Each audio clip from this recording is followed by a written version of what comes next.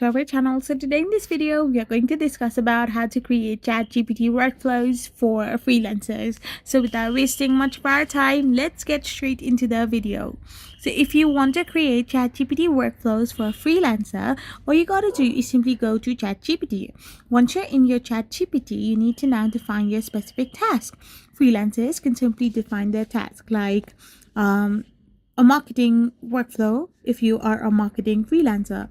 So if you're going to type in your specific genre or a specific task, you can get crafted detailed prompt that gives you the context about what you can do. You need to simply write a prompt that includes the context and then organize the workflow by saving prompts and using them in sequence for complex projects.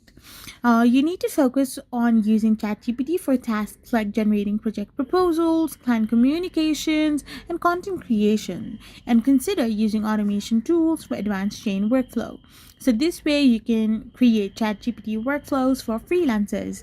I hope you found this video helpful, so don't forget to hit that subscribe button and do give us a thumbs up. We will be back again with more informative videos. Thank you for watching.